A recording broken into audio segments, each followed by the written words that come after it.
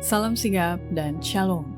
Renungan kita pada hari ini, Sabtu 26 November 2022, berjudul Mereka yang Mencintaimu Mendapat Sentosa.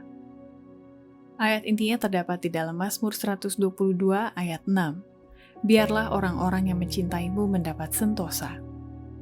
Pena Inspirasi menuliskan yang dimaksud dengan judul renungan kita pagi ini, mereka yang mencintaimu mendapat sentosa, adalah bukti dia peduli kepadamu. Dan makanya kita harus senantiasa datang menghampiri tahta kasih karunia Allah dan mengalami kasih-Nya yang tiada bandingnya itu adalah sebagai berikut.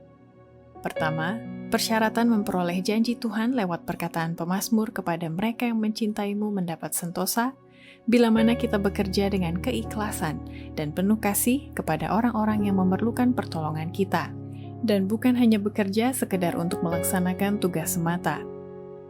Tuhan memanggil setiap anggota gereja untuk melakukan kewajibannya bagi anak-anak yatim piatu ini.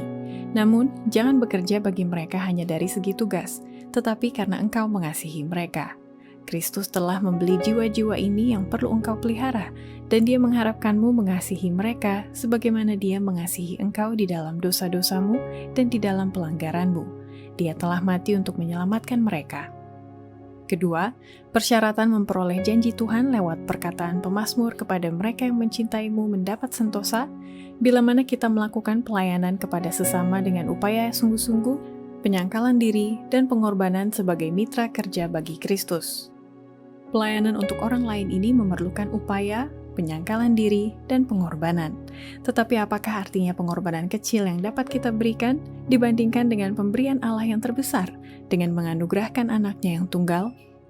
Allah telah memberikan kesempatan kepada kita supaya menjadi mitra kerja baginya.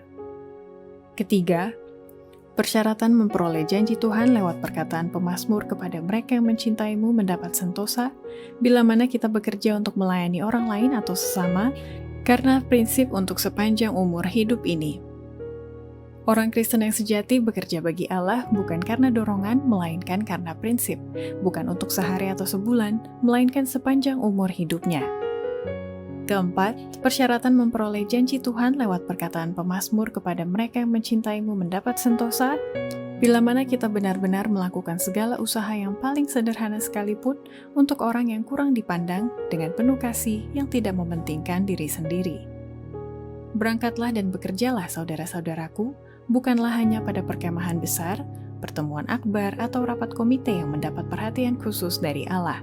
Usaha yang paling sederhana dalam kasih yang tidak mementingkan diri sendiri akan dipenuhi dengan berkat-Nya dan akan mendapat upah yang besar. Lakukanlah apa yang engkau dapat lakukan, maka Allah akan meningkatkan kemampuanmu. Demikianlah renungan kita pada hari ini.